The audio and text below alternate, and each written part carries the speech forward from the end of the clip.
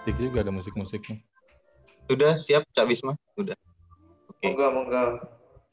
Assalamualaikum warahmatullahi wabarakatuh. Selamat pagi dan selamat sejahtera untuk kita semua. Selamat datang untuk Cak Daning dan terima kasih atas kehadirannya. Semoga Cak Ning dalam keadaan sehat di tempat. Perkenalkan, saya Wawan sebagai host 2 jam ke depan. Tema hari ini di Learning Forum Sabtu adalah Praktikal Finansial Literasi oleh Bapak Gesa Falugon. Sebelum kita mulai, marilah kita berdoa terlebih dahulu. Berdoa menurut agama dan keyakinan masing-masing. Mulai.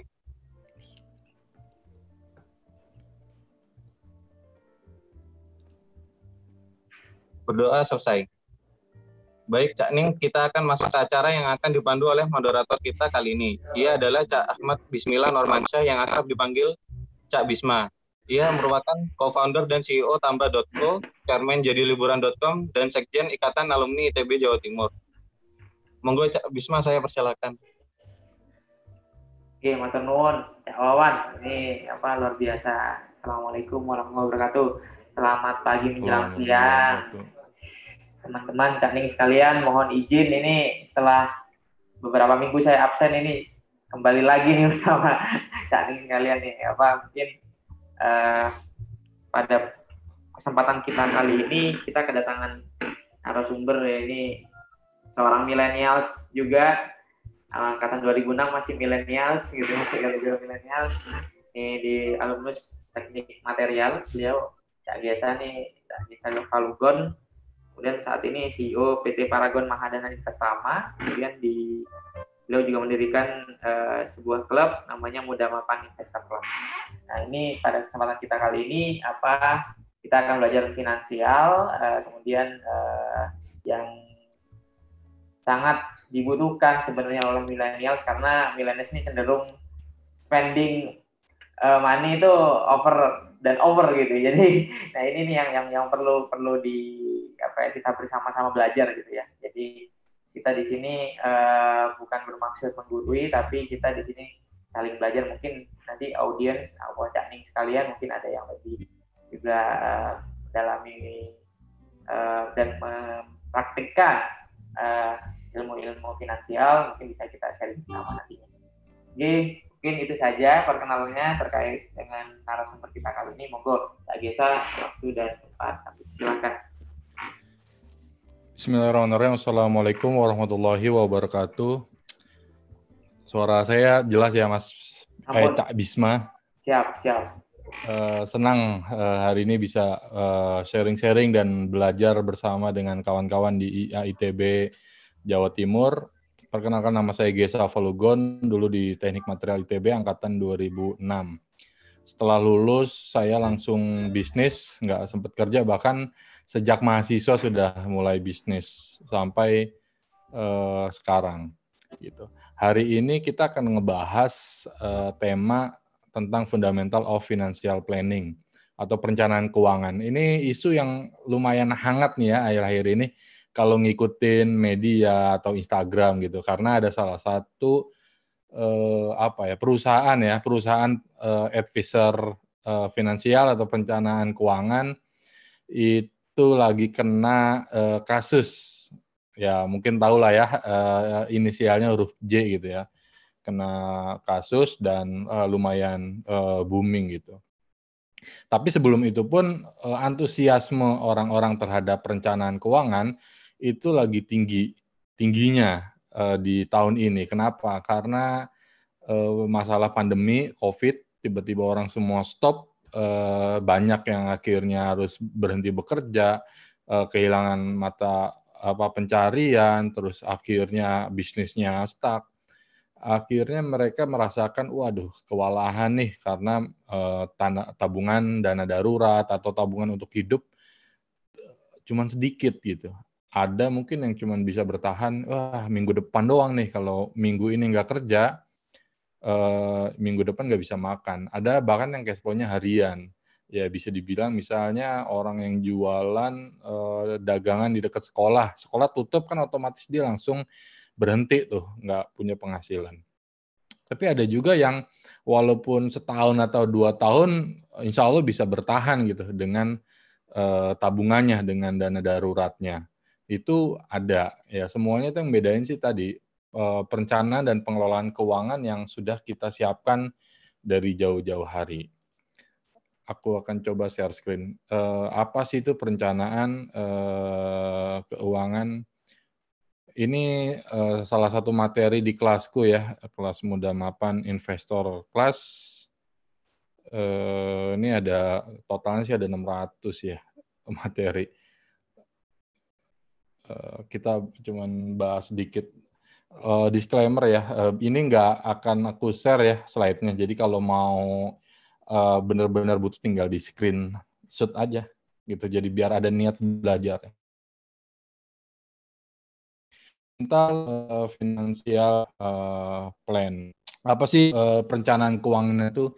Jadi perencanaan keuangan itu adalah proses mencapai tujuan hidup seseorang melalui manajemen keuangan secara terencana. Jadi kata kuncinya tuh 3. Pertama tujuan hidup atau tujuan keuangan atau goals. Yang kedua keadaan sekarang. Yang ketiga proses. Ini ITB banget lah. Input, output, progress. Proses gitu kan. Yaitu ITB banget gitu. Jadi goalsnya nih apa nih kita? Tujuannya dana pendidikan, dana pensiun, ingin punya mobil, ingin berangkat haji, ingin umroh. Nah, itu kan goalsnya tujuan. Kita harus melihat keadaan sekarang.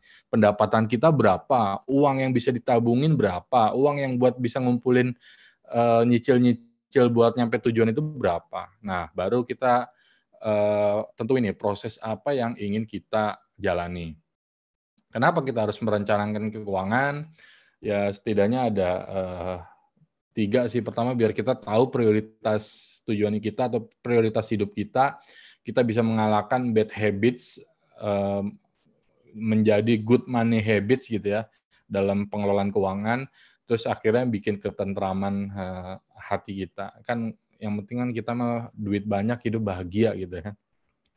Salah satu ya. Nah ini kurang lebih gambaran proses bahwa ketika finansial dari sebelah kiri kita akan ke goals kanan, kita harus lewatin jembatan. Di sini caranya bisa lewat cash management, pengelolaan dana kita. Untuk level berikutnya kita bisa investasi dengan trade-nya tuh ada di resiko dan durasi. Durasi itu maksudnya gimana? Kayak anak sekolah, kalau 6 tahun lagi dia masuk SD, ya kita harus sudah nyiapin tuh 6 tahun lagi. Ntar ketika harinya, mau nggak mau duitnya harus ada tuh ibaratnya untuk daftar SD yang kita inginkan. Kalau nggak ada kan nggak bisa nawar tuh kita, jadi SD-nya mundur setahun atau 2 tahun. Ini maksudnya durasi. Udah tadi, nah ini kita akan bahas tentang bagian perencanaan keuangan yang holistiknya seperti apa. Bentuknya kayak piramida. Jadi yang pertama kali yang harus kita rapikan adalah wealth protection, lanjutnya wealth accumulation, dan ketiga wealth distribution sih sebenarnya. Jadi kita rapihin dana darurat, terus kita adakan manajemen resiko, bisa pakai asuransi dan lain-lainnya. Kita capai tujuan keuangan, kita rencanakan hari tua, dan kita persiapkan waris kita untuk anak-anak kita atau generasi selanjutnya. Ini nggak begitu perlu. Nah, goals-nya sih sebenarnya masing-masing orang tuh punya namanya financial book plan atau buku perencanaan keuangan. Isinya tuh apa aja sih? Pertama ada financial check up, ada net worth, cash flow, rasio kesehatan keuangan, terus ada financial goals, tadi dana pensiun, dana pendidikan, dana haji, terus ada investasi kita, jenis instrumen dan produk, ada rekomendasi, ini nama produk yang kira-kira mau kita beli gitu ya misalnya, sama kesimpulan situasi keuangan dengan hitungan yang telah disesuaikan untuk mencapai tujuan keuangan. Mungkin nanti akan saya lihatin ya contoh book plan-nya seperti apa. Kita lanjut ke financial check up dulu. Financial check up ini apa tadi? Kita harus mengetahui kondisi kita sekarang. Ini seperti apa? Caranya apa? Ya udah, kalau di kesehatan ada namanya medical check up. Kita hampir setiap tahun ya. Kalau aku mungkin setahun 4 kali, misalnya cek darah, cek kesehatan dan segala macam. Setahun 3 kali per 4 bulan, biar sehat. Nah ini juga kita harus adanya financial check up. Jadi kita ngelihat nih kesehatan keuangan kita itu seperti apa sekarang gitu. Kita punya utang nggak? Piutang nggak? Aset kekayaan kita berapa? Terus gimana arus kas kita? Gimana bulanan kita? Kita nombok atau ada surplus? Surplusnya berapa? Ini yang harus kita punya gitu. Jadi kita menempatkan keluarga kita itu layaknya perusahaan. Jadi ada laporan arus kasnya, ada neraca saldo, namanya net worth. Ini kita harus punya, biar kita tahu nih kondisi keuangan kita sekarang seperti apa. Hampir yang saya temuin sih itu jarang banget orang yang punya. Mungkin di sini juga nggak nyampe 20% lah yang ikut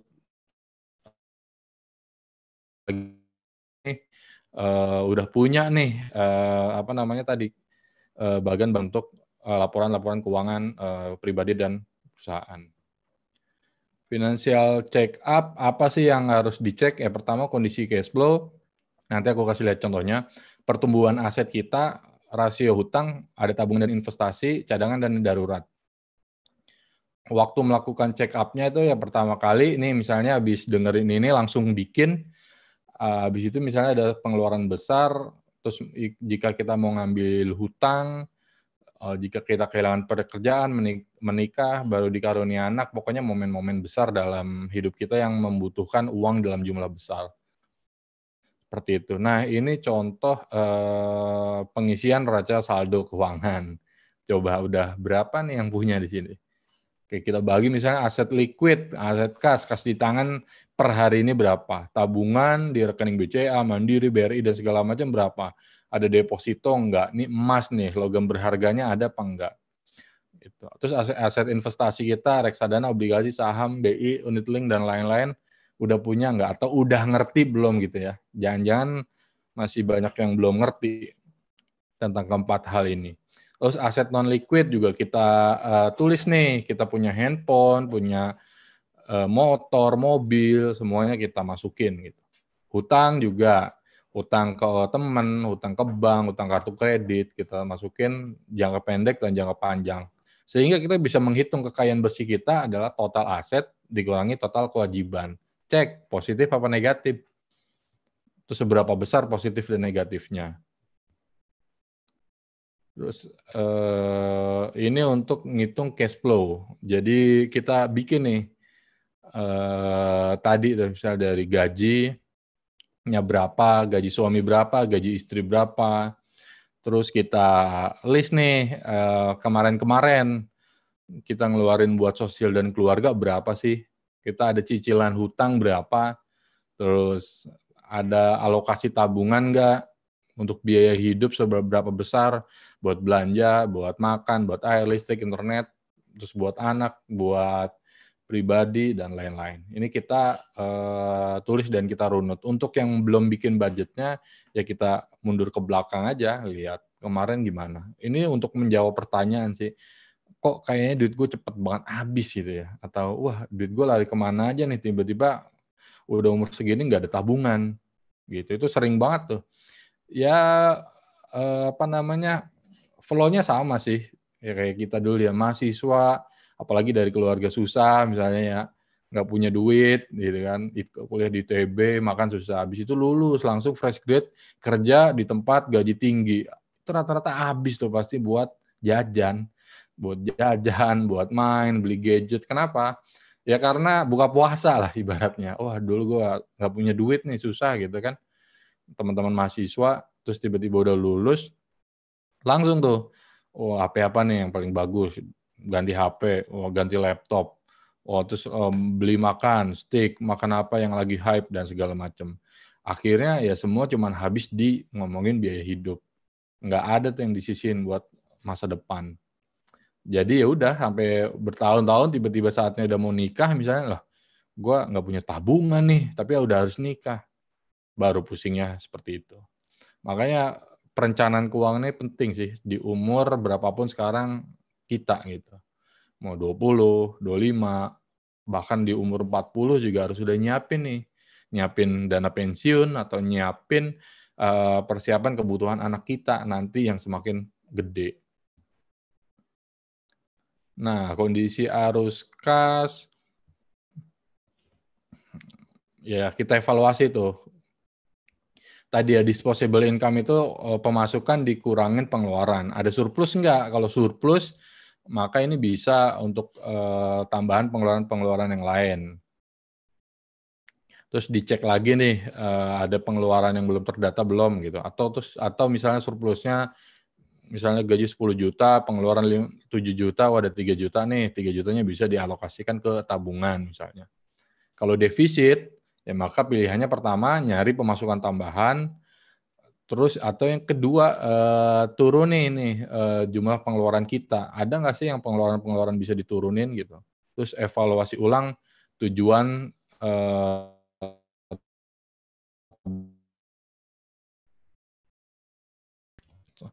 sebelum ke situ aku mau nge-share ininya dulu deh. Nah, jadi ntar bikin aja nih Excel kayak gini. Ini data dirinya anak 1, 2, 3, 4, terus ini profil resiko mah di Google banyak lah gimana caranya profil resiko. Akhirnya kita bisa lihat nih kita tuh termasuk yang agresif, konservatif, atau moderat. Ini akan menentukan cara kita berinvestasi dan produk investasi apa yang kita pilih. Terus isi nih net worth kita yang tadi ya, tabungan, liquid, segala macam. Ini dibikin. Terus bikin juga cash flow bulanan kita, sampai kita lihat nih ada dana tersisanya berapa. Nah baru nih dana tersisanya nanti kita alokasikan kemana aja. Terus jangan lupa ada cash flow tahunan juga, bahwa ada pengeluaran yang sifatnya tahunan seperti hari raya, ada zakat, fitrah, zakat mal, biaya mudik, terus ada kurban juga kemarin, THR misalnya untuk yang bantu kita, ada pajak, misalnya ada kartu kredit, annual fee, sekolah anak, liburan, dan lain-lain. Jadi bahwa ada pengeluaran yang bakal kita keluarin tahunan juga. Gitu. Jadi kalau kita dapatnya bulanan, ya kita harus sisihin tuh misalnya biar kebutuhan tahunannya bisa lengkap terpenuhi. Misalnya kurban gitu kan, tahu-tahu aja wah udah Idul Adha nih, kita nggak ada duitnya nih. Padahal harusnya bisa disiapin tuh dari setahun gitu. Mau kurban apa nih, kambing 3 juta dibagi 12 misalnya, ya udah itu dialokasikan di cash flow bulanan, ada di sosial gitu misalnya. Nah sosial ini diisi kurban seperti itu.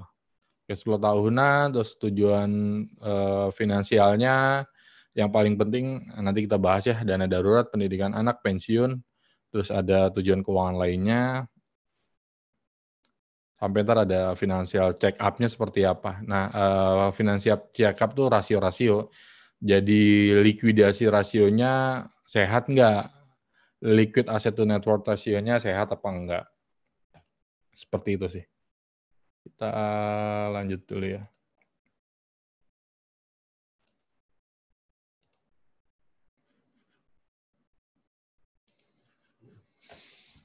Nah, setelah kita ngelakuin financial check up, kita bakal lihat tuh keadaan keuangan kita secara sebenarnya, secara fakta. Jadi nggak cuma perasaan-perasaan aja, perasaan, gue hemat, perasaan, pengeluaran sedikit, dan lain-lain. Ini kita lihat keuangan kita. Setelah itu apa sih gitu kan? Ya udah kita harus jujur nih, kondisi kita seperti apa sekarang, gitu kan? Sehat nggak, sakit nggak, atau menuju bangkrut nih. Nah ini misalnya sekarang pandemi gini nih, ibaratnya kita kalau nggak kerja masih ada nggak duit sampai 5 tahun ke depan gitu kan? Iya kita masih punya duit sampai 5 tahun ke depan nggak? 5 tahun, 5 bulan sampai 5 bulan ke depan, seperti itu misalnya. Ya udah terus ngelihat keadaan, tegar, ikhlas gitu kan, nggak usah malu atau marah gitu dengan keadaan kita masa lalu. Waduh, kok dulu gue kayaknya boros banget nih. Seperti itu sih. Terus jangan berandai-andai juga, misalnya lagi ngambil pinjol, wah kenapa ngambil pinjol nih bunganya gede banget, atau wah kenapa sih dulu gue harus beli sepeda nih, padahal sepeda kan mahal banget. Ternyata udah setelah dibeli cuman dipakai seminggu sekali, nggak bermanfaat gitu. Itu sih. Jadi fokusnya ntar pelajari masa lalu terus fokus ke depan seperti apa.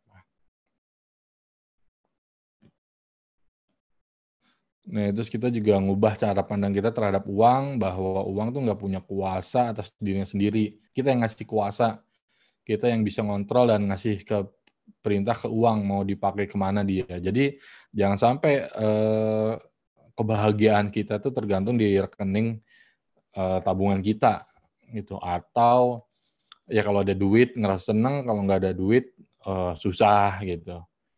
Atau misalnya nggak jujur,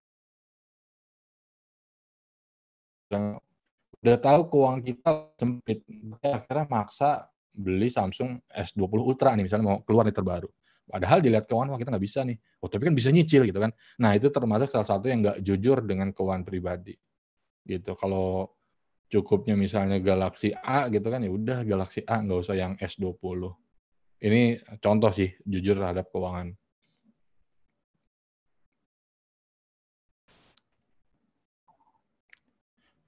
Ini mindset juga sih, bahwa hidup itu sesuai kebutuhan gitu kan. Bedakan antara kebutuhan dan keinginan, needs dan wants. Bedanya gimana? Ya salah satu triknya sih kalau aku sih belanja misalnya di online tuh, masukin aja ke keranjang dulu gitu. Terus jangan dibayar, bayarnya mungkin 7 hari lagi. Nah, baru ntar dicek tuh 7 hari itu kita masih perlu apa enggak gitu. Biasanya kan kita, wah ngeliat bagus, mau beli impulsif langsung transfer. Kita kasih waktu jeda untuk apa namanya, biar nggak kena hasutan marketing atau bisikan-bisikan marketing lah. Wah ngeliat bagus, tertarik, ada emosinya, beli gitu. Caranya masukin aja keranjang dulu, add to cart, habis itu tinggal. Nah, minggu depan pas ini dilihat lagi mana yang sebenarnya kita butuhin, mana yang enggak. Nih tadi cek profil resiko, salah satunya banyak sih di Google, cari aja lah. Cara cek profil resiko gitu. Nanti ada pertanyaan kayak kuesioner, pilihan A, B, C, D, E, ntar tinggal lihat-lihat. Udah tuh, akhirnya kita tentuin nih profil resiko kita tuh seperti apa. Apakah konservatif, moderat, agresif. Ini sehingga tadi portofolio investasinya pun akan berbeda antara konservatif, moderat, sama agresif. Ada yang mungkin contohnya gini, misalnya nih gue ada 100 juta tawarin investasi. Gue mah margin atau bagi hasil 10% setahun nggak apa-apa lah, yang penting duit gue aman. Ada juga nggak apa-apa bro, ini beresiko nggak apa-apa, yang penting gue bisa dapetin 50% setahun. Ya itu yang agresif. Kalau moderat mah yang ya santai aja sih. Ini salah satu 3 indikator yang bisa ngelihat cek kesehatan keuangan. Yang pertama debt service ratio, total cicilan hutang per bulan dibanding penghasilan bulanan. Kalau penghasilan bulanan kita 10 juta, cek nih cicilan kita lebih dari 3 juta apa enggak gitu. Cicilan KPR, cicilan kartu kredit, atau cicilan beli HP gitu kan. Dicek tuh. Kalau di atas 30%, wah kita nggak sehat. Harus segera ada yang dilunasin biar kalau bisa cicilan di bawah 30%. Yang kedua, likuidasi rasio.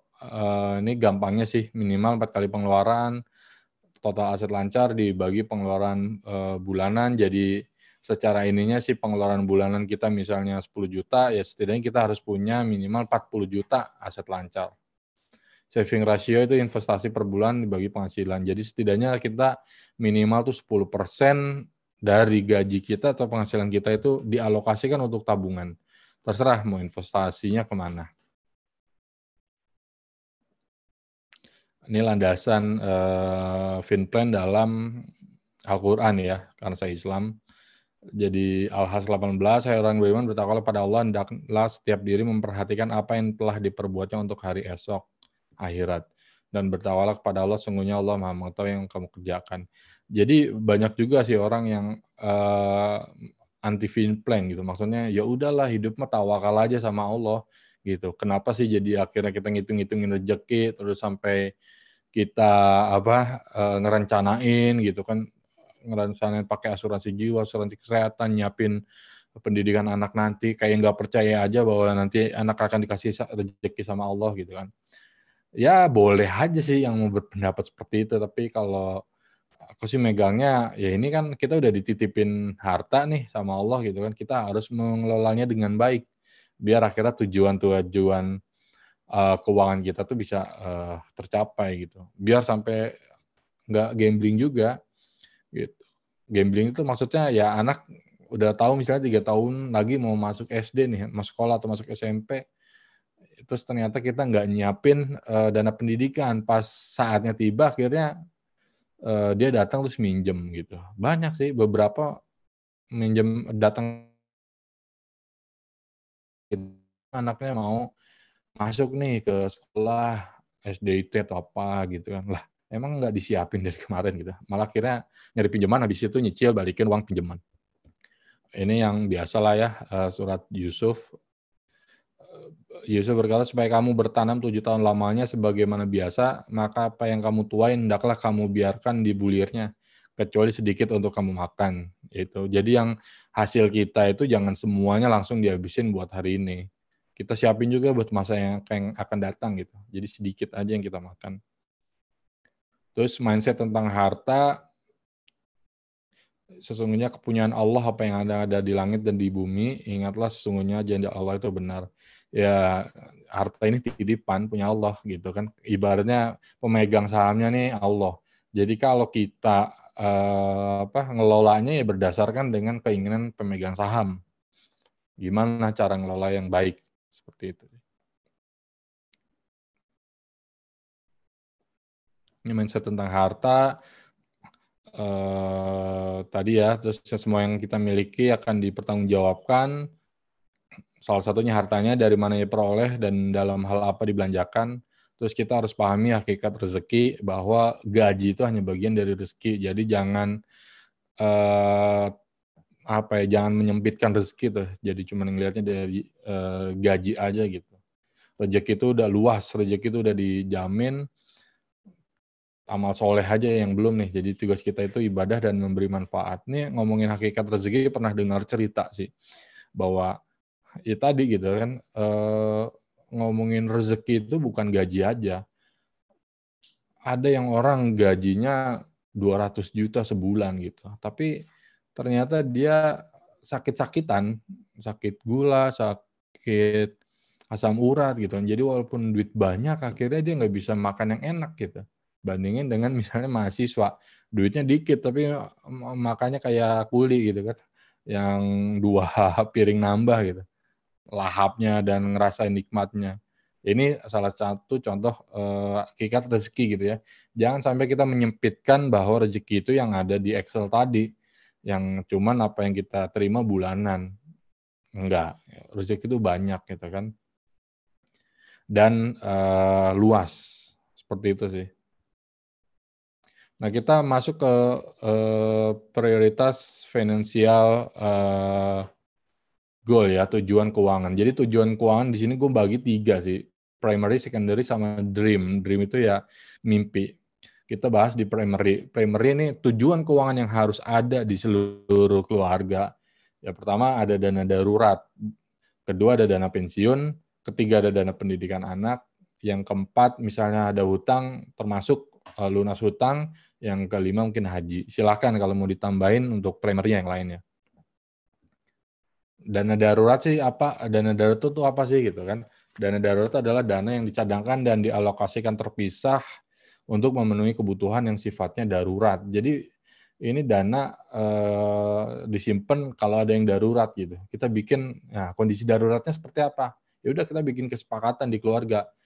Apa aja nih yang dimaksud dengan keadaan darurat gitu. Kalau anak lahiran daruratnya enggak kan udah tahu 9 bulan sebelumnya bahwa anak mau lahiran gitu kan. Jadi jangan pakai dana darurat. Dana darurat tuh kalau misalnya motor, mobil tiba-tiba rusak, ganti ban, mogok, serempet, terus mengganti peralatan elektronik yang rusak, HP, furnitur, terus kita ada sakit mendadak atau kecelakaan di jalan. Jadi dana yang tadi tuh ya di cash flow kita nggak kita masukin.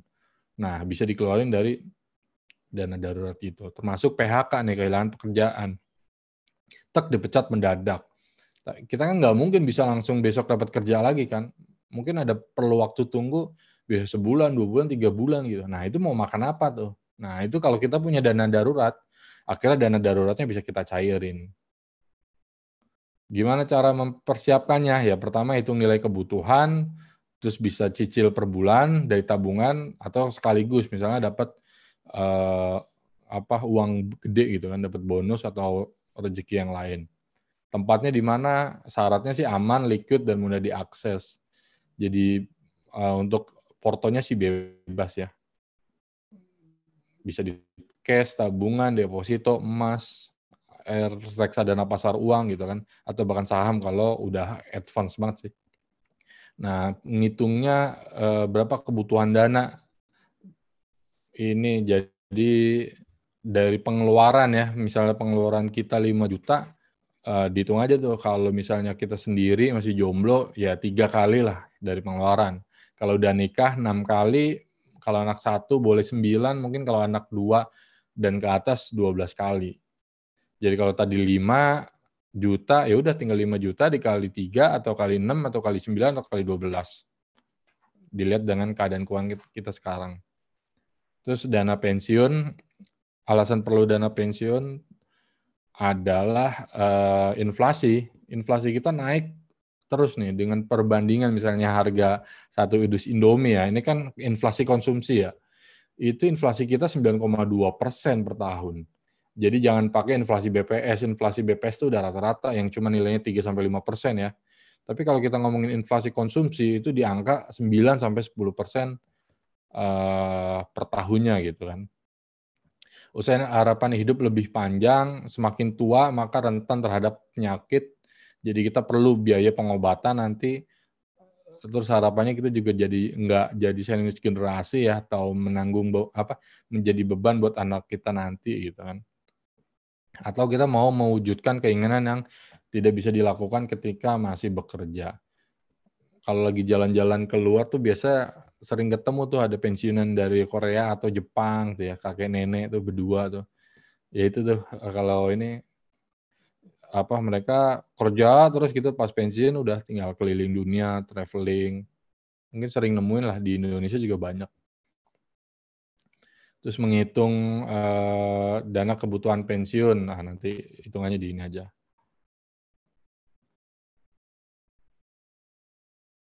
Oke, nah, coba di ini dulu.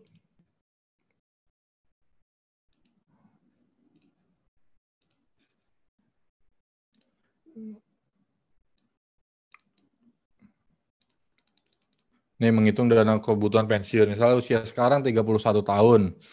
Usia pensiun 55 lah. Berarti kita ada 24 tahun nih sebelum kita pensiun.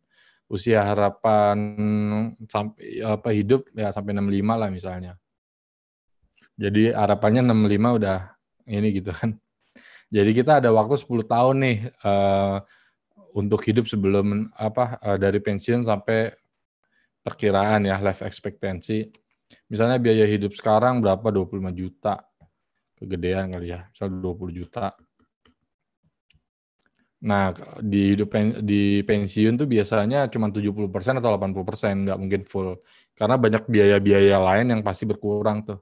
Kayak mungkin biaya anak, pasti ntar nggak ada kan pensiun, kita nggak bayarin anak, atau mungkin transportasi gitu kan kemana-mana.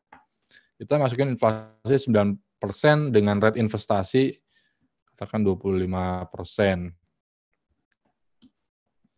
Nah, jadi kebutuhan kita yang darinya 14 juta per bulan, kemungkinan di 24 tahun lagi nilainya itu akan menjadi 110 juta per bulan karena inflasi tadi 9% per tahun. Jadi total kebutuhan pensiun kita untuk pengeluaran segini adalah 6,9 miliar atau 7 miliar lah per tahun. Dengan target investasi 25%, maka kita untuk ngejar ini nih bisa dilakukan dengan 3 skema investasi. Misalnya kita bulanan, berarti kita bulanan invest sekitar 400.000 ke instrumen investasi yang kira-kira bisa menghasilkan 25% per tahun rata-rata ya dalam jangka panjang. Atau mau tahunan segini atau bulk langsung investasi segini. Ini cara ngitung dana pensiun.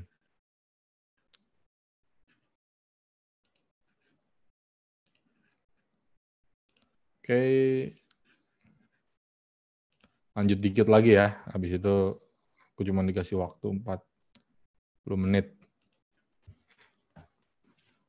Ntar loading. Oh, salah sih. Nih. Nah, ini dana pensiun. Waktu adalah aset terbesar dalam dana pensiun. Jadi mulai sejak dini semakin baik. Ini misalnya di bawah tabel nih aku udah hitungin nih. Misalnya kalau kita mulai investasi di umur 30 tahun, kita 500.000, punya 5 miliar. Tapi kalau kita telat, baru ngomongin 35 tahun, kita cuma bakal punya 1,5 M. Kalau kita mulainya di, bentar lah, putus-putus ya. Misalnya kita mulai di umur 40, maka kita akan cuma punya 590 juta. Begitu juga misalnya ini dibalik nih, kalau jumlah investasinya sama nih, kita butuh 3,8 miliar. Jadi setoran bulanannya tuh yang bakal naik. Kalau dari sekarang kita bisa cuma 500.000 per bulan, kalau baru mulai 5 tahun lagi, itu akan menjadi 1,2 atau 10 tahun lagi akan menjadi 3,2. Oke, ini dana pendidikan singkat aja sih. Alasan dana pendidikan, ya biaya semakin mahal, tapi ini bukan buat negeri ya. Biasa kalau orang sekarang kan anaknya mau SDT, SMP, SMA, atau swasta gitu kan, itu inflasinya lebih gila lagi, bisa 15-25% malah. Gitu. Ini kayak bandingin ITB aja, dulu gue 2006 2 juta, tapi sekarang 2020 tuh udah 12,5 juta, udah berapa kali lipat tuh? Berapa? 6 ya, 6 kali lipat lah, 6 kali lipat dibagi 10 tahun, dikali 15, dibagi 15 tahun ya, berapa tuh 15% berarti rata-rata. Jadi bisa kebayang nih anak kita misalnya 15 tahun lagi masuk ITB gitu kan, berapa? Ya udah 12,5 dikali 6 tuh, bisa 80 juta per semesternya. Gitu. Kalau kita nggak siapin dari sekarang, ya berat nantinya gitu.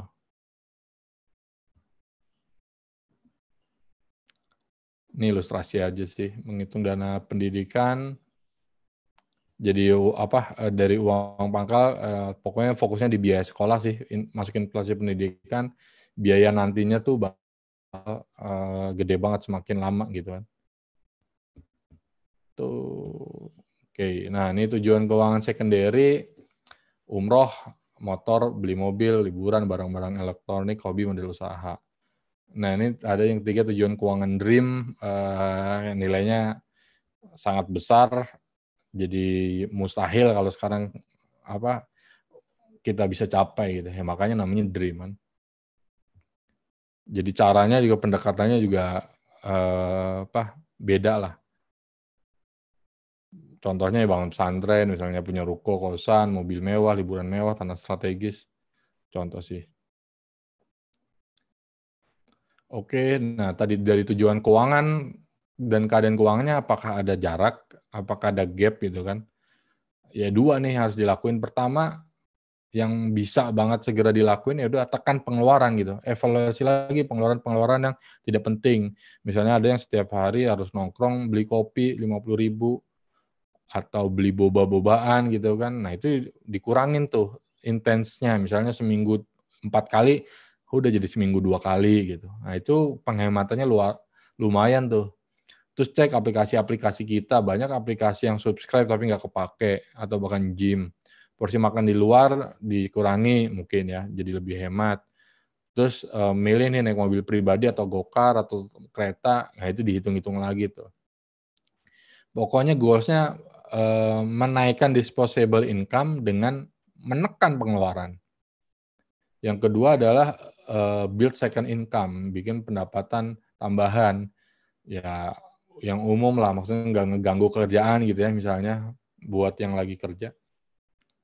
Ngojek misalnya, penulis lepas, desainer lepas, konsultan, bisnis sampingan, dropship, calo, maklar, dan lain-lain. Gunakan jaringan lah. Atau apalagi sekarang sosmed kan, biasanya emak-emak tuh udah banyak banget jualan di sosmed-sosmed dari mukena, jilbab, frozen gitu. Yaitu untuk meningkatkan pendapatan. Nah, ini poin penting dalam menyusun tujuan keuangan itu 5. Pertama, tujuannya buat apa? Terus yang kedua, waktunya kapan? 3, berapa kebutuhannya? Terus hitung skemanya. Yang 4, pilih jenis dan produk investasinya. Ini tujuan keuangan yang lain ya. Ini guys, manajemen. Udah kayaknya kita lanjut diskusi aja ya, tapi sebelum itu aku mau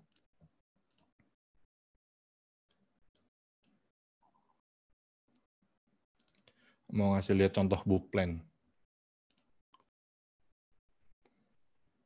Bentar.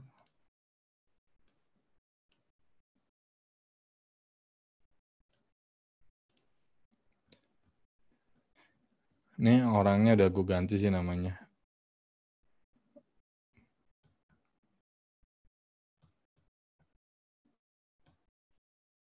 Nah, daftar isinya ya ntar bikin sendiri aja. Situasi saat ini, penghasilan, pekerjaan, total kekayaan, terus toleransi terhadap risiko, tujuan keuangan keluarga, prioritas perencanaan keuangan, financial check up, terus pembahasan keuangannya, manajemen network, dana cash flow, rencana pelunasan hutang, dana darurat, manajemen risiko, haji, umroh, pensiun, terus alokasi aset, action plan, dan lampiran. Ya misalnya nih Bapak Alfa Romeo, dia gaji 30 juta dengan bonus dan THR 60 juta. Nah, total kekayaannya segini, utangnya KPR 350, sisa kekayaan bersihnya segini. Nah, cash flow-nya dari gaji tadi 30 buat makan, listrik, total pengeluaran, pemasukan, nah ada disposable income yang tadi gue bilang 12 juta. Resikonya dia termasuk tipe berkembang, medium, moderat lah. Nah, tujuan keuangan keluarganya apa aja?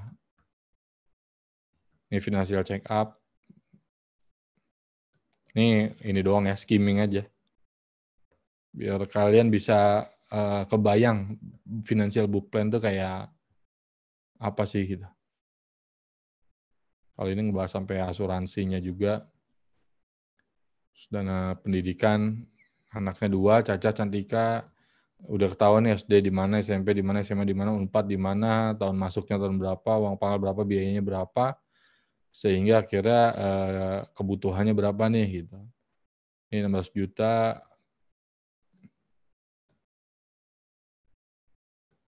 penempatan investasinya 3-19 tahun di mana, lagi itu rekomendasi Schroder atau Sukordana Flexifund. Ini kalau ini udah ngomongin rekomendasi produk ya, tapi biasa kalau pakai jasa financial planner sih dikasih. Kalau kita ya tinggal bikin aja. Haji termasuk salah satu. Haji sekarang biaya 35,2 tapi kan biasa DP 25 juta. Nah, ini termasuk diprioritasin karena sekarang kan udah untuk DKI itu udah sampai 20 tahun apa ya waktu tunggunya.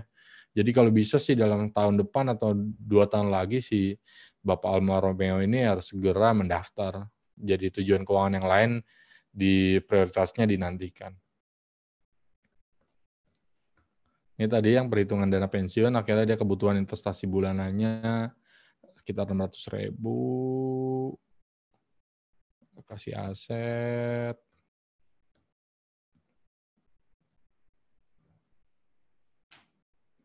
Action plan. Oke gitu, pas lah ya 40 menit. Maaf nih kalau kelewatan sedikit panitia. Monggo kalau ada yang mau ditanya dan jawab. Wih, siap, matur Kak Gesa. Wah, ini ada beberapa pertanyaan dari Zoom grup chatnya ya. Jadi ini yang pertama ada yang private nih ke saya nih. Apa Apakah asuransi termasuk dalam dana darurat atau berbeda? Bagaimana cara mengalokasikannya? Apa sebaiknya dimasukkan dalam portofolio investasi dalam kurung dikelola sendiri atau melalui perusahaan investasi? Karena akhir-akhir ini banyak kasus terkait perusahaan asuransi tersebut, jadi butuh sarannya, terutama untuk asuransi pendidikan. Nah, itu gimana, Cak Gesa? Apa tadi, asuransi ya maksudnya ya? Iya, jadi asuransi termasuk dalam dana darurat apa enggak gitu. Terus atau itu hal yang Oh, berbeda. Nah, itu terus ya cara ngalokasiinnya gimana gitu kan. Apakah dimasukin dalam portofolio investasi dalam kurung dikelola sendiri atau melalui perusahaan investasi. Nah, karena oh iya. akhir-akhir ini banyak kasus terkait perusahaan asuransi, jadi butuh saran nih si Mbak Suci nih, Mbak Suci namanya yang menanyakan. Oke, Ini oke. Suci, siap. Oke, Mbak Suci. Gini, eh, tadi ada yang dulu namanya manajemen resiko. Nah, manajemen resiko ini itu bisa terdiri dari dua hal asalnya. Pendekatannya ya, pertama asuransi, yang kedua dana darurat. Jadi dana darurat itu adalah bagian dari manajemen resiko. Asuransi juga bagian dari manajemen resiko. Dan asuransi ini kan gunanya tuh kan kayak payung ya, transfer resiko gitu dari kita ke perusahaan asuransi. Jadi saranku pertama, asuransi ya tetap dalam kaidah asuransi. Jadi tadi untuk transfer resiko. Jadi nggak boleh tuh asuransi digabungin sama investasi. Jadi taunya gimana? Nanti duit dikembalikan atau nanti tabungan duitnya akan di berapa persen diinvestasikan gitu. Namanya unit link ya. Kalau gua pribadi sih nggak nyaranin gitu. Jadi asuransi ya ada banyak ya. Mungkin salah satu asuransi kesehatan. Ya udah, asuransi kesehatan kan salah satu BPJS. Yang kedua yang swasta, yang lainnya ya pokoknya asuransi kesehatan yang dibayarnya per tahun dan itu angus. Itu yang benar. Misalnya ya 8 juta per tahun atau 5 juta per tahun. Asuransi jiwa ya juga gitu. Yang kita bayarnya misalnya per tahun berapa, ya itu nggak akan balik. Baliknya ketika kita ketika uang kita ketika misalnya klaim itu terjadi gitu. Misalnya kita meninggal dunia dan lain-lain. Jadi itu ya tadi dibedain banget asuransi sama investasi, apalagi produk hybrid, karena ujungnya masalah. Kenapa masalah? Gini gambarannya. Kita kalau masuk beli produk asuransi unit link yang tadi gabungan gitu, pertama dengar ya, itu potongannya gede, itu 30% aja untuk si marketingnya gitu. Makanya orang marketing asuransi itu ngarahinnya pasti kita ke unit link, nggak ke ke murni, asuransi murni gitu. Karena bonusnya lebih gede, bisa sampai 30%. Bayangin, misalnya kita premi 1 juta per bulan, itu udah 300 ribunya udah untuk ini gitu kan, fee gitu. Jadi cuma 700. Terus yang akhirnya 700 yang jadi kesehatan berapa, yang investasi berapa. Kayak gitu. Jadi jangan digabungin. Ya, apalagi asuransi pendidikan, nggak ada tuh istilah asuransi pendidikan. Asuransi itu resiko, menjamin yang nggak pasti.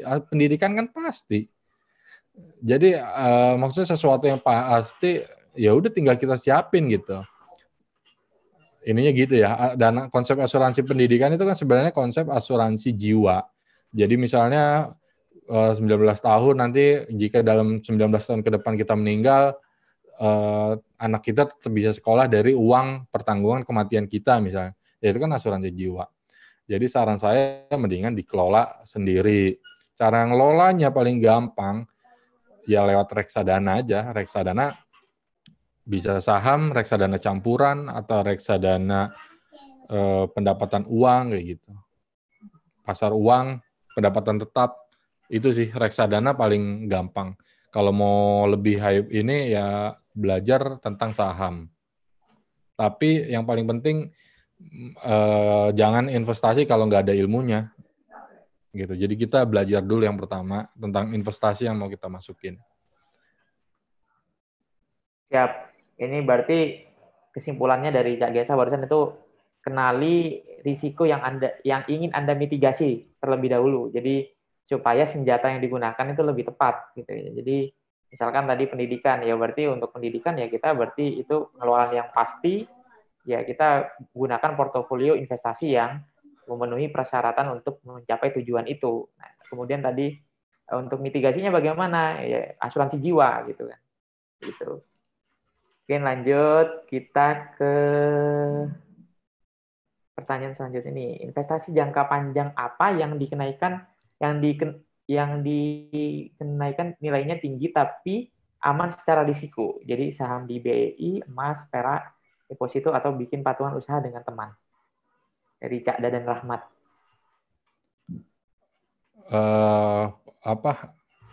Idiomnya kan pokoknya high risk, high return ya.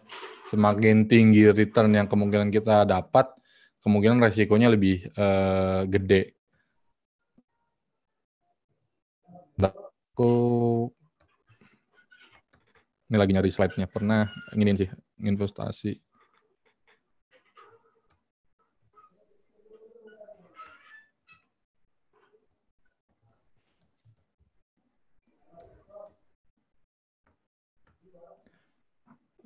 Oke, ini dia. Oh iya, share screen dulu ya.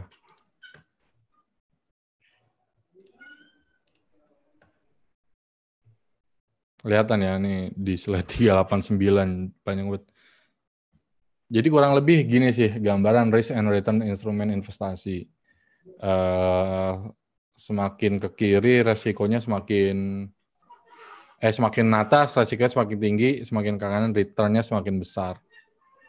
Jadi bisnis, mau patungan, mau investasi, project, dan lain-lain itu termasuk yang resikonya paling tinggi, tapi kemungkinan return-nya paling tinggi. Ada saham juga, terus reksadana saham, reksadana campuran, emas, obligasi, pendapatan tetap, pasar uang, deposito. Ke gambar lah ya, jadi satu slide ini bisa ngeliatin nih gitu kan. Nah, yang bikin rendahnya resiko ya ini ilmu, kemampuan kita gitu. Resiko kan faktor ketidaktahuan ya, semakin kita tahu maka semakin nggak beresiko. Karena beda-beda nih, kayak bisnis misalnya, kalau saya properti tanah, menurut saya properti nggak beresiko gitu. Ya karena saya udah tahu, udah hampir 5 tahun menggeluti bisnis sini gitu. Tapi kan mungkin menurut Cak Bisma, wah beresiko nih karena Cak Bisma bisnisnya di bidang yang lain. Seperti itu ya. Saham juga kalau orang udah belajar saham, dia bilang apaan sih saham resiko-resiko tinggi? Enggak lah, asal kita bisa mainin, bisa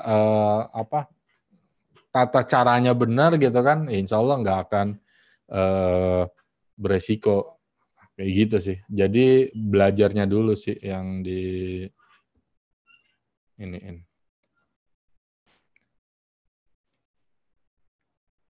Itu sih. Terus kalau ditanya rekomendasi investasi ya ini dulu tujuan keuangannya apa. Kalau buat dana pendidikan, dana pensiun kan jangka panjang. Emas bagus, saham bagus, properti bagus, bisnis bagus. Kalau untuk jangka pendek, misalnya tahun depan, ya mendingan di deposito atau di reksadana pasar uang gitu. Biasa buat 1 tahun bisa. Kalau rada menengah, bisa di obligasi atau reksadana pendapatan tetap, reksadana campuran, atau bahkan reksadana saham. Gitu, Cak. Cak Gesa, keren ini. Jadi namanya pertama definisikan dulu tujuan keuangannya, yang kemudian yang kedua tentukan profil risikomu gitu sehingga portofolio investasi yang dipilih itu juga sesuai dengan risiko. Jangan sampai milih strategi investasinya yang bikin jantung Anda itu bikin copot gitu kan. Iya, betul. Dengan risiko yang bisa ditanganin sendiri gitu. Ini ada izin Kak, kalau untuk book planner-nya apa bisa di-share? Enggak, kan di awal udah bilang. Jadi kalau mau ini screenshot aja. Sip. Kalau mau lengkap ikut kelas muda mapannya aja nanti. Nah, itu sip. Tapi belum tahu sih dibuka lagi kapan. Ya. Nah, ini ada pertanyaan, bagaimana cara praktis memilah tawaran investasi agar tidak terjebak pada investasi yang ternyata too good to be true. Saya termasuk awam tentang investasi. Monggo Cak Gesa. Kalau begitu berarti kan investasinya biasanya proyek kan ya? Kalau dapat tawaran tuh biasanya proyek atau bisnis dari temen ya. Kalau pertama sih dilihat aspek-aspeknya sih. Pertama siapa yang ngajak, bisa perusahaan kah atau bisa perorangan. Jadi dilihat legalnya, badan hukum gitu. Yang kedua dicek akad-akadnya misalnya. Akadnya tuh seperti apa? Bisa bagi hasil atau bisa jual beli atau bisa misalnya fix bunga gitu. Kalau fix bunga sih kalau gue sih jangan. Tapi kalau misalnya bagi hasil bisa, tapi dilihat lagi tuh. Kadang ngomongin bagi hasil waktunya ternyata bisa 5 tahun gitu kan. Kelihatannya di awal kalau setahun gede ternyata jangka panjang. Jadi seringnya sih akadnya misalnya jual beli gitu. Jadi fixnya dapat sama waktunya bisa dapat. Sama yang keempat ya dicek lagi sih sebenarnya kemampuan kita nerima keadaan gitu. Jadi misalnya ini kan termasuk tadi ya resiko tinggi, berarti portofolio profilnya tuh agresif. Tapi kalau konservatif siap-siap tuh misalnya ini invest 100 juta. Siap nggak hilang gitu. Iya kan? Siap nggak hilang gitu kan. Ya itu. Saya termasuk yang agresif atau sangat agresif sih. Jadinya ya gitu kayak di bulan Mei kemarin ada yang nawarin ada 5 nih masuk. 5 tawaran investasi, 3 aku jalanin. 1 bagi hasil 10% sebulan. Oke, akhirnya alhamdulillah tapi udah jalan terrealisasi 1 bulan beneran terus dapat 10%. Iya. Ada lagi 1 bagi hasilnya sekitar 15% lah gitu kan. 2 bulan gitu kan masuk juga karena temen. Tapi ya gagal gitu kan. Sampai sekarang duitnya nggak balik. Terus 1 yang rencana profitnya gede tuh. Dihitung-hitung bisa dapat 150 juta. Ternyata aku harus nyiapin bakal rugi 100 juta nih gitu kan. Ya itu sih. Kalau kita nggak di profil agresif, itu pasti deg-degan tuh, pasti uring-uringan. Tapi karena udah biasa, karena gue super agresif ya, jadi ya itu ya udah biasa. Nah ada yang naik, ada yang turun gitu. Itu gue ya. Dan suami sama istri beda. Gue agresif, kalau istri gue sangat konservatif atau konservatif gitu. Jadi cenderungnya dia milih ya yang aman kayak deposito atau emas gitu. Jadi kita bagi atau reksadana. Jadi kita bagi portofolio. Ya udah pokok yang aman situ, yang nggak aman di gua gitu. Itu bisa juga tuh misalnya lakuin gitu. So sekali lagi profil ya. Nah ini tadi yang ngomongin profil resiko karena gue sama istri gue beda, pernah nih nanya kan istri nemenin ke bank habis depositoin duit berapa dapat dari bank gitu kan. Ini kita deposito yang sebulanan gitu. Sebulan cuman dapat 0,3%. Kecil banget kan. Di situ nawarin, udah invest ke gua nih, lagi ada project. Kita kasih 8% sebulan, mau nggak gitu. Dia bilang, nggak mau. Nggak mau gitu kan, walaupun nilainya 8%, tapi kan belum tentu duitnya balik gitu kan. Belum tentu projectnya berhasil. Ya insya Allah berhasil nih gitu kan. Akhirnya dipaksa-paksa mau gitu kan. Akhirnya lagi itu 8% tapi mundur jadi 3 bulan. Terus ya udah akhirnya tetap uring-uringan. Padahal secara nilai 0,3% dia di deposito dikali 3% kan cuma 1% dibanding 8% yang gua kasih gitu. Ya enggak, tapi tadi profil resiko orang beda-beda, konservatif, dia nggak ngelihat seberapa nilai gedenya, tapi dia lebih mempertahankan uang yang ada gitu. Jangan sampai uang yang ada ini hilang. Gitu, Cak. Jadi profil resiko ini penting. Di Google aja cari cara ngetes profil resiko.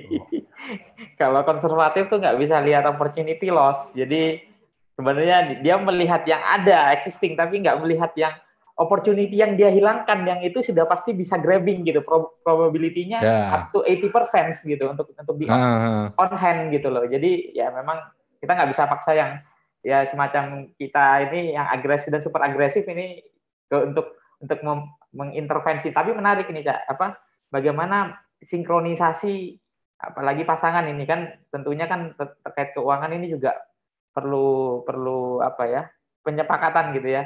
Juga berapa proporsi dan sebagainya yang oke, Cak Gesa yang ini kemudian istri yang tanganin itu berapa dan sebagainya, itu apakah itu tidak ada hal yang baku seperti itu atau sebenarnya sudah disepakati dari awal ketika mengetahui menikah, kemudian tahu profil risiko masing-masing, kemudian ya wis strateginya 50-50 atau gimana gitu kan. Itu gimana Cak Gesa?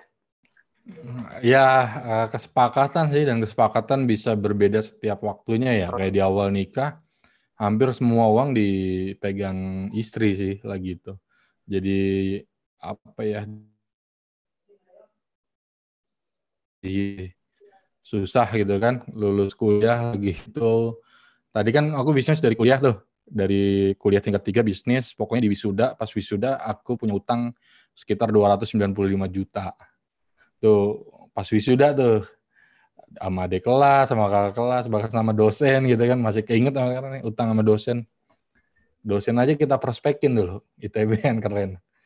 Ya itu terus lulus, terus akhirnya nikah kan, terus ya udah ngelihat keadaan keuangan dan segala macam. Itu dulu masih 100% istri, jadi gaji dulu masih 7 juta langsung diambil istri. Langsung istri kayak ngejatah, pokoknya lu 50.000 sehari, habis nggak habis pokoknya 50.000 sehari, ya dikasih harian gitu. Ya sampai di titik waktu tertentu bisnis bagus, ekonomi keluarga mulai bangkit, hutang juga udah dilunasin, ya itu kita berubah lagi tuh proporsinya gitu kan. Ya sampai akhirnya ya sekarang gitu, kayak sekarang proporsinya beda juga. Dari proporsi tanggung jawab misalnya, udah pokoknya dana pendidikan sama dana darurat kamu yang kelola gitu dari bulanan gitu. Terus dana pensiun atau tujuan keuangan yang lain itu saya gitu kan. Itu salah satunya tadi disepakati tujuan keuangan. Tapi sebetulnya yang penting tadi tuh dalam menyusun cash flow atau RABRT, rancangan anggaran belanja rumah tangga, itu kita harus suami dan istri sepakat, saling terbuka. Kasih tahu nih gaji aku segini, gaji kamu berapa. Itu kan dibikin tuh prioritas pengeluarannya.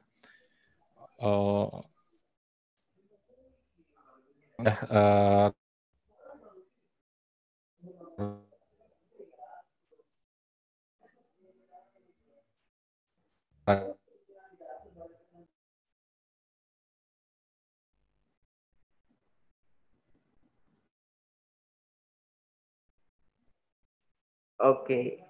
Ini Cak Gesa lagi nyari file ya? Ya. Ini dia nih. Nah, ya, oke ya, sebentar. Ini materi bonus dah. Ini cash flow management ya. Tadi menyusun RABT, monitoring ini. Jadi ketika ini uang yang masuk, itu kita langsung di keluarga tuh bikin aturan.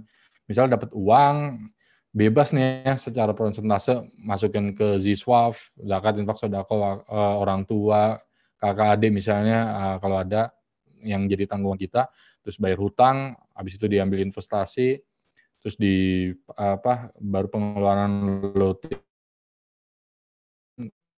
lifestyle. Nih budget, ada beberapa jenis budgeting. Tradisional, metode porsi 40-30-20-10, metode zero sum budget, metode amplop atau metode nggak pakai budget. Nih misalnya salah satu metode porsi nih. Jadi uang 100% dapat, 40%-nya buat needs, 30%-nya buat wants, 20%-nya buat tabungan, saving, 10%-nya buat charity. Nah, ini salah satu metode zero sum budget. Nah, ini yang aku mau ngomongin. Jadi ketika kita dapat duit, kita bikin prioritas. Ini salah satu metode yang paling aku suka share sih ke teman. Itu ada 4 prioritas. Jadi prioritas pertama adalah prioritas kita terhadap Allah atau terhadap Tuhan, terhadap kewajiban sosial. kita dapat ya berapa nih, minimal banget 2,5%, tapi sih mungkin orang 5-10% gitu ya, karena kan ada zakat, ada ngasih hadiah, bisa masuk ke traktir teman atau ngasih orang tua. Nah ini harus di budgetin nih di sini nih gitu. 10% kah mungkin idealnya. Setelah itu, prioritas kedua dari uang kita adalah cicilan, kewajiban ke orang lain, pihak lain, bisa cicilan ke teman, cicilan ke KPR, cicilan mobil, rumah, segala macam ini ada di prioritas kedua. Setelah itu prioritas ketiga adalah tabungan.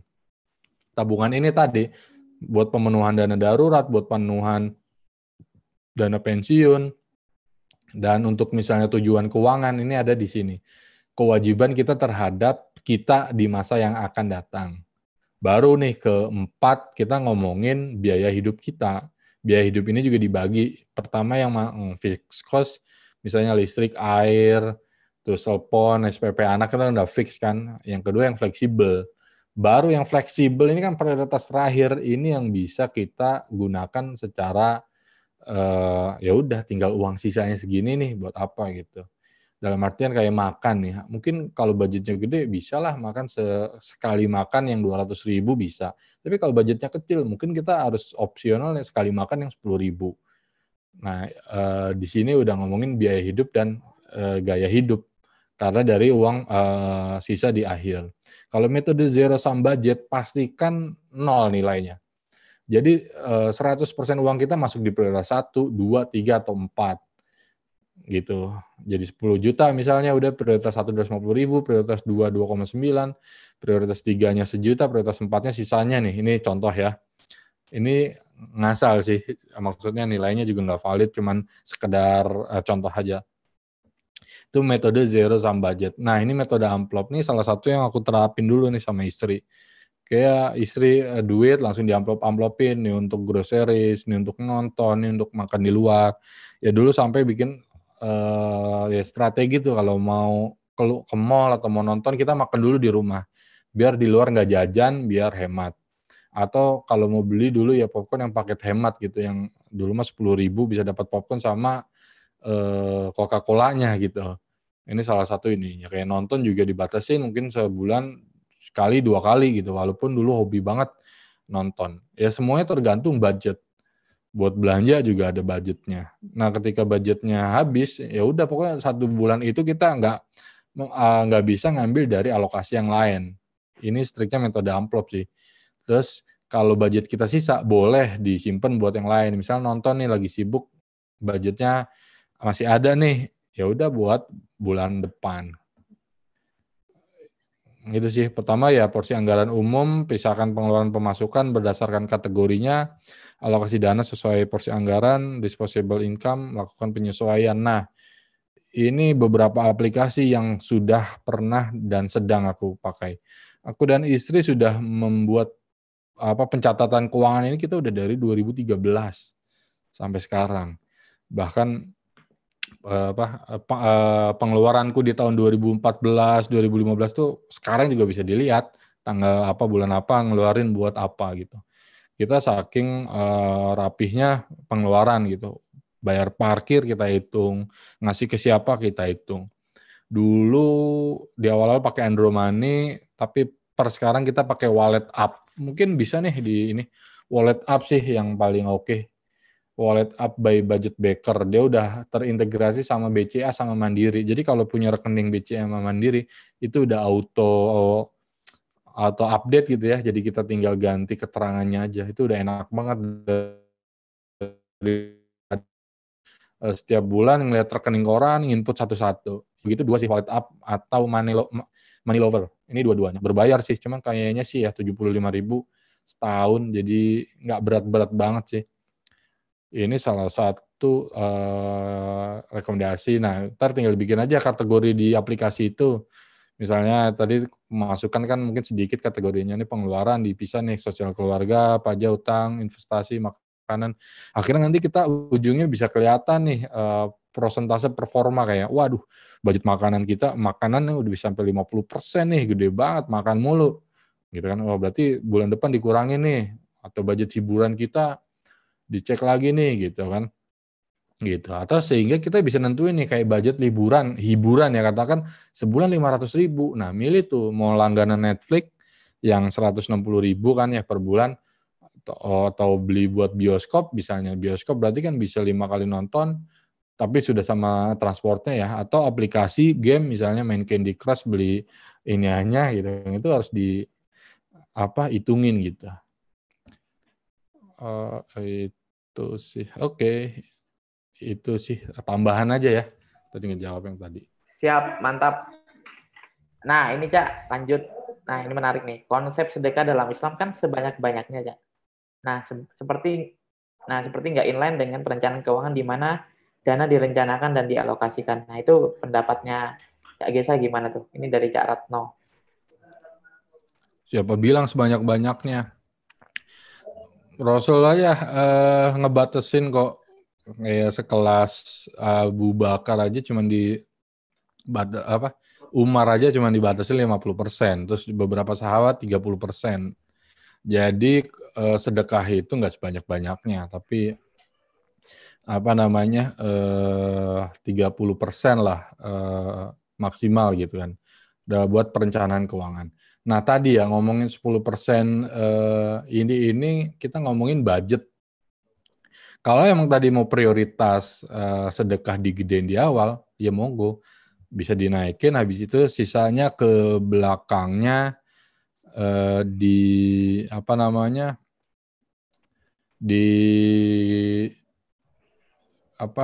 dikecilin gitu. Nih aku mau ngasih contoh deh. Tadi ini budget rumah tanggaku di tahun 2014-2015. Ini 1 tahun ininya kalau dalam setahun itu total pengeluaran kita untuk ini sosial aja itu 1%, itu setengahnya dari kita ngabisin buat rumah tangga 2%.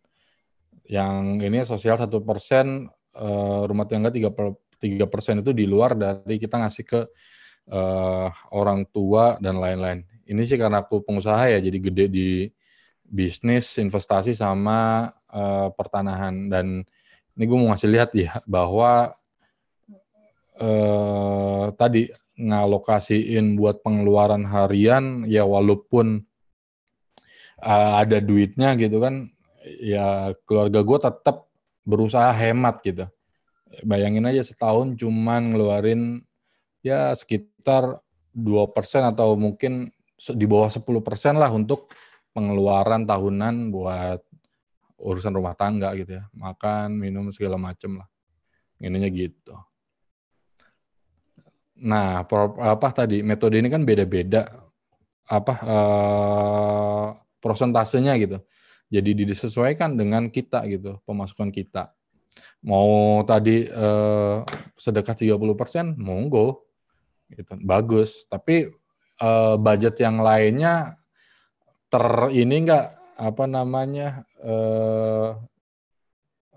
keurus apa enggak gitu. Jangan-jangan hak untuk tadi kewajiban kita ke orang lain, kewajiban kita buat masa depan, kewajiban kita buat masa sekarang itu malah nggak ada. Makanya kita ngomongin anggaran, budgeting.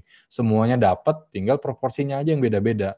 Gitu. Begitu juga kayak RAPBN lah pemerintah. Kesehatan dapat, pendidikan dapat gitu kan.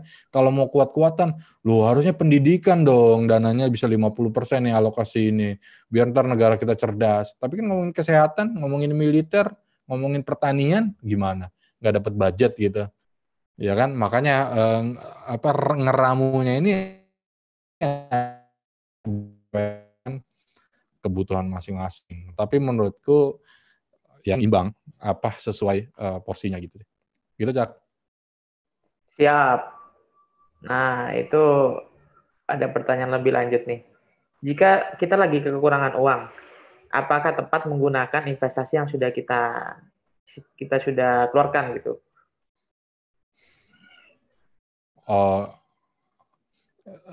Tadi ya dibikin dulu nih neraca saldonya net worth ya. Ininya mana-mana aja gitu kan. Terus dalam kondisi tertentu kan ada liquidity ratio. Emang kalau saatnya buat di kondisi mendesak dicairin, ya cairin aja. gitu. Sambil itu kan kita anggap sebagai dana darurat kita gitu. Wah, ini kondisi kita belum dapat kerjaan nih, duit nggak ada, ya itu tabungan kita, ya udah cairin aja sampai kita bisa dapetin lagi, terus kita tabung lagi, kita investasikan lagi ulang. Itu. Jadi jangan sampai kita minjem, kalau ada sih ya, jangan sampai kita minjem. Siap. Jadi dari rasio likuiditas kita itu kita lihat gitu ya. Kalau momennya kita harus likuidasi ya kita likuidasi gitu ya. Misalnya. Kemudian ini untuk investasi crowdfunding, apakah prospek kedepannya menjanjikan? Terima kasih. Monggo, Cak. Kan ada di Capital Boost, Investory,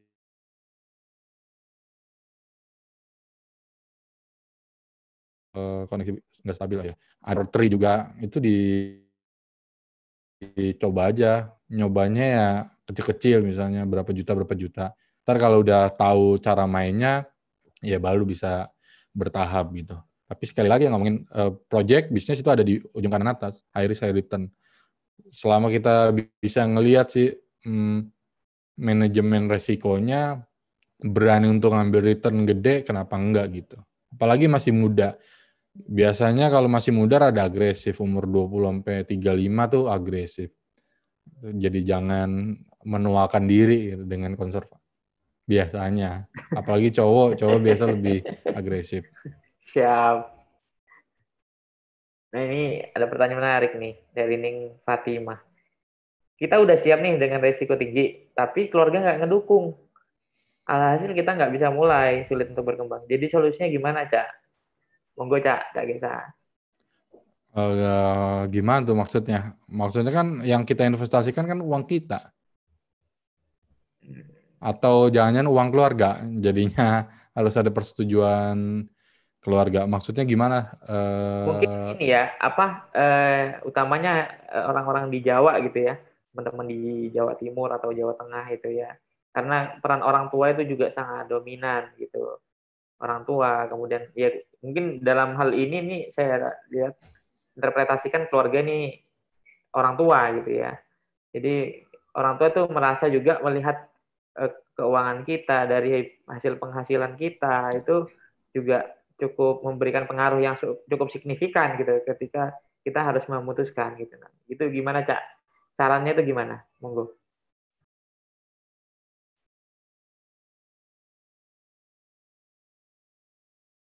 Biar yang paling pertama tahu dengan keadaan kita kan sebenarnya diri kita sendiri ya. Orang lain cuma merefleksikan aja dengan apa yang kita lakukan gitu. Apalagi orang-orang yang sayang sama kita. Mereka saking pedulinya bahkan kadang khawatir kita kenapa-napa gitu kan. Khawatir gagal, khawatir rugi, bangkrut segala macam. Sama, aku juga dulu. Aku termasuk yang nggak diizinin sih dulu untuk berwira swasta atau jadi pebisnis gitu kan. Pengusaha.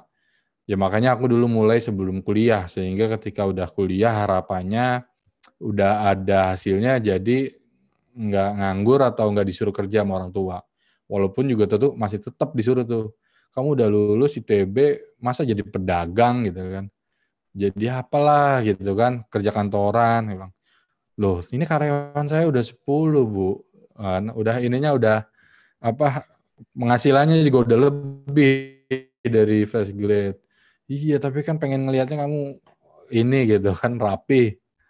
Ya udah akhirnya nego-nego terus gitu. Tapi dari awal orang tua nggak setuju. Makanya nggak perlu izin sih kalau dulu gue ya, maksudnya oh ya udahlah gue karena khawatir kan mereka pasti nggak diizinin, ya udah jalan aja. Terus ketika misalnya udah ada hasilnya baru gitu. Semua kok begitu kok, orang yang khawatir sama kita pada awalnya apa sih takut khawatir gitu. Mungkin kalau punya anak juga kan sekarang juga waduh mau anak latihan sepeda atau mau lari-lari pasti ada rasa takut gitu kan. Dan inian kita orang tua pasti jangan lari-lari, jangan naik-naik gitu kan. Tapi ketika anak udah sering naik, udah biasa dan berhasil, baru kita bisa bangga. Ya begitu juga sih kalau gue ngelihatnya. Itu yang pertama. Yang kedua, ya udah tinggal diskusikan dan musyawarahkan dikasih pengertian gitu kan, semoga jadi yang terbaik. Tapi ya terkadang jadiin pembenaran sih, gara-gara ada tuh yang kemarin, wah gara-gara diizinin orang tua usahanya nggak sukses, nggak berkembang, misalnya usahanya gagal. Ya bisa karena orang tua, bisa juga karena emang manajemen lu yang nggak benar gitu kan. Terus seolah-olah itu jadi pembenaran gitu. Wah, ini pasti ini gara-gara orang tua. Lunya aja yang kurang gigih gitu. Bangunnya masih siang, terus masih usaha, masih main-main. Ya pendekatannya itu sih. Jadi nggak cuma sekedar dilihat dari depannya aja. Itu sih, Oke, Fatima. bisa. Ini apakah dana orang tua masuk ke dalam dana zakat dan sodako? Ngomongnya sih sosial ya, sosial dan keluarga. Baru di kategorinya sosial dan keluarga, baru di situ ada zakat, infak, sedekah, orang tua, hadiah, dan lain-lain. Tadi ya, kalau gue ngomongnya sosial dan keluarga. Siap. Ini ada pertanyaan lanjutan dari Cak Tommy nih. Di masa pandemi sekarang nih, setelah cairkan aset investasi, ternyata ada kas berlebih setelah dikurangi dana darurat. Sebaiknya saya shifting investasi ke mana, Cak Gesa? Ya tadi, goal-based investment.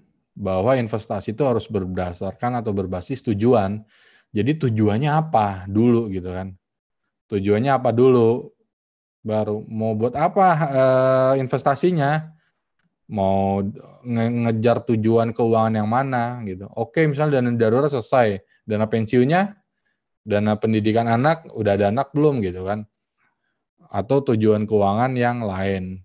Ini harus selesai dulu, baru habis itu ketahuan nih baiknya bisa investasi ke mana. Sama waktunya juga, untuk jangka panjang apa jangka pendek. Gitu sih. Jadi sekarang sih ya banyak orang langsung, ya tadi ada duit langsung, wah baiknya investasi apa gitu kan. Ya tergantung, ntar kalau dikasih tahu investasi saham ternyata tahun depan negatif, uring-uringan. Padahal emang wajar, ya kan?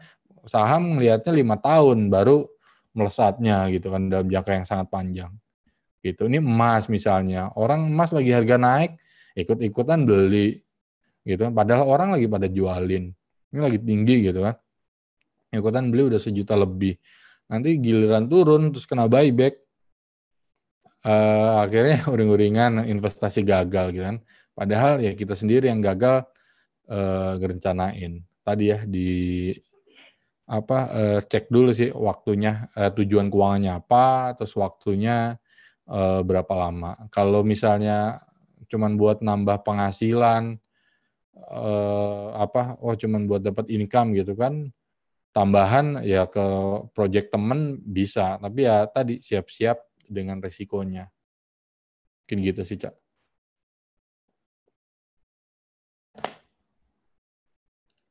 Siap-siap. Nah, ini mungkin Cak Ning yang mau bertanya langsung dengan Cak Gesa nih. Ini ada waktu sisa 5 menit bertanya ini. Mungkin 1-2 pertanyaan ini bisa langsung unmute terus langsung berbicara. Monggo. Ini bisa, saya sudah buka nih aksesnya untuk bisa unmute sendiri.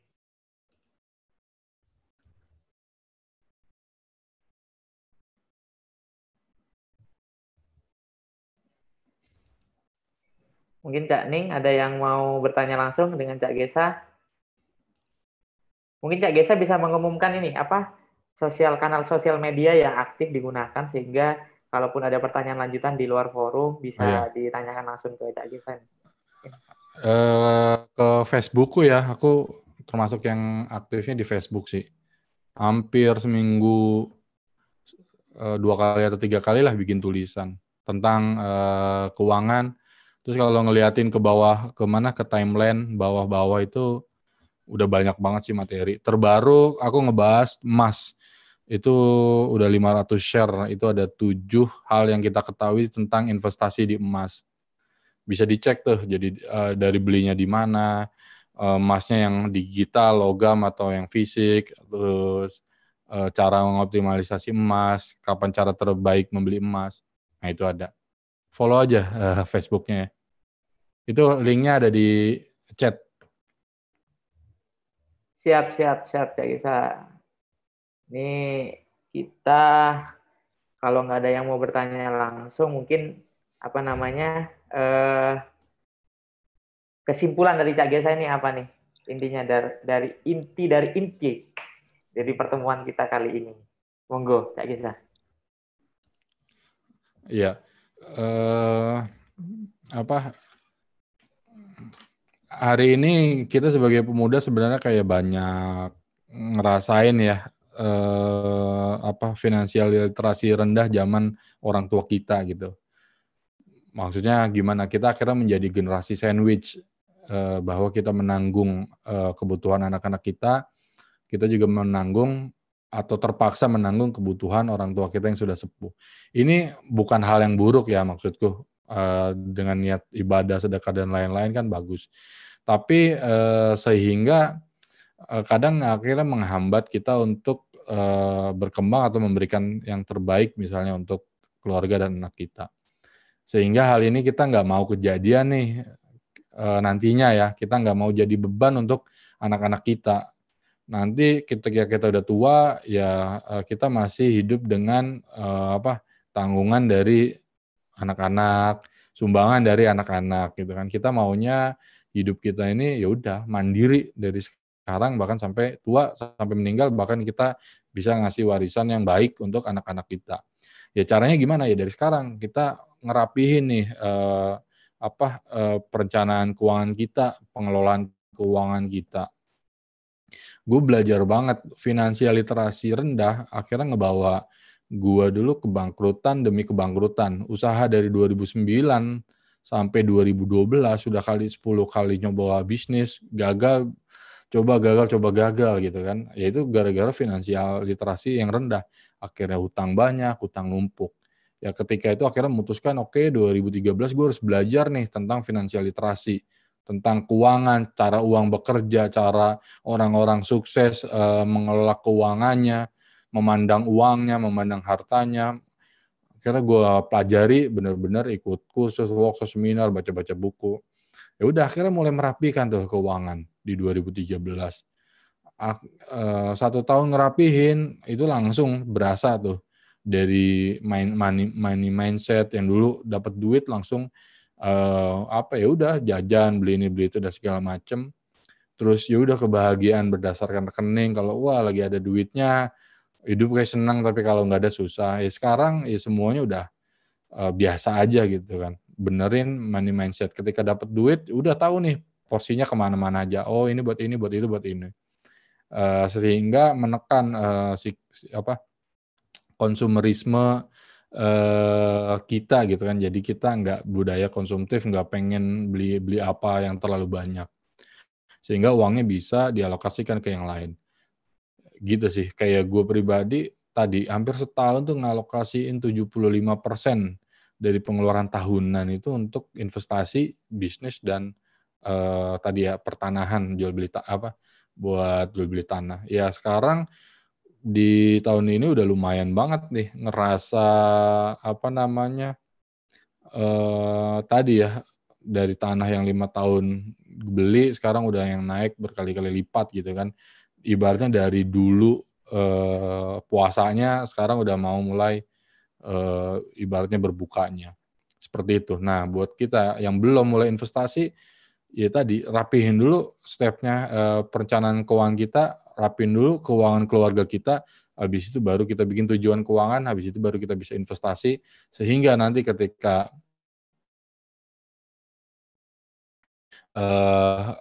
udah 5 tahun, 10, 20 tahun, kita akan berbeda mungkin ya dengan teman-teman yang nggak punya finansial literasi sebaik kita. Al-haqqu min rabbik fala takuna minal mumtarun. Sesungguhnya yang hak, yang benar datangnya dari Allah. Saya pribadi minta maaf jika ada salah kata atau salah-salah dalam penyampaian yang menyinggung. Untuk selanjutnya boleh monggo ke @Facebook saya, terus kita ngobrol di situ. Silakan komentar atau tanya, ntar insya Allah aku balas. Terima kasih Cak Bisma dan Mbak Lina yang udah memberikan kesempatan nih untuk sharing di teman-teman IAITB Jatim. Assalamualaikum warahmatullahi wabarakatuh. Waalaikumsalam warahmatullahi wabarakatuh. Ini sebelum kita tutup mungkin ada sesi foto bersama dan mungkin host akan mengumumkan beberapa hal. Saya serahkan kepada host. Mungkin polling ya. Ini sebelum transisi ke ini ada polling untuk participants ini mohon dibantu untuk diisi Ya, sebagai learning kami. Monggo Cak Wawan. Untuk Cak Daning, mohon waktunya untuk mengisi polling ya. Untuk polling akhir acara. Bentar. Untuk Ning Reka bisa munculkan pollingnya.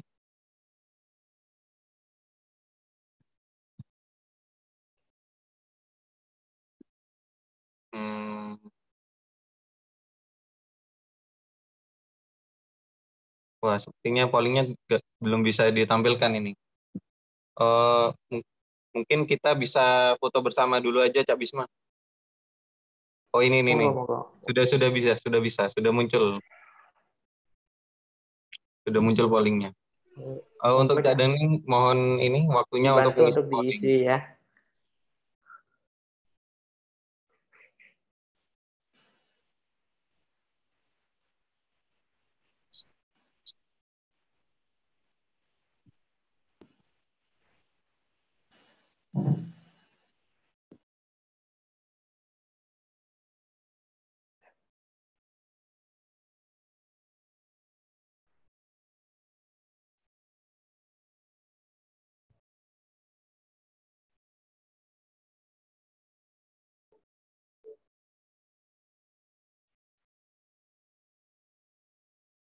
Kalau udah mungkin Cak Wawan, monggo kalau mau foto bersama.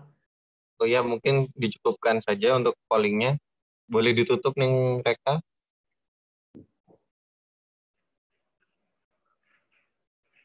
Sudah ditutup belum?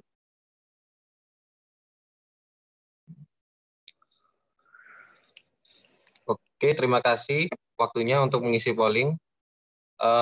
Untuk Cak Daning, mungkin boleh minta waktunya untuk foto bersama untuk dibuka videonya. Nanti kita akan foto bersama.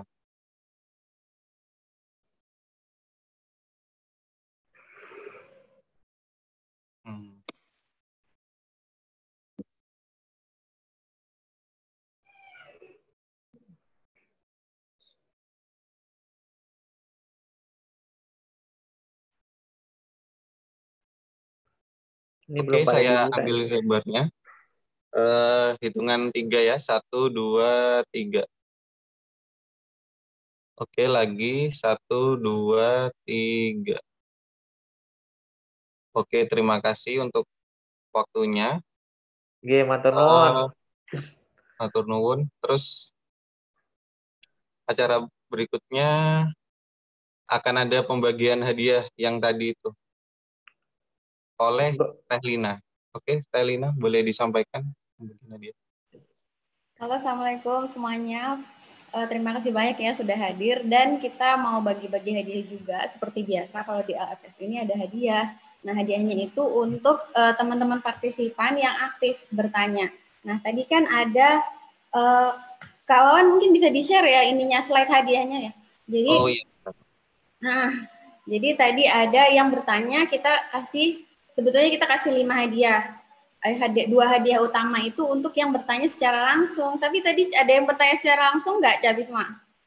Nggak ada, Ada ya, wah sayang banget. Soalnya itu hadiahnya lumayan banget loh. Tapi ya udah kita lewat aja, kita kasih hadiahnya untuk 3 slide berikutnya ya, Cak. Nah, jadi kita kasih hadiah untuk 3 orang penanya pertama yang via chat.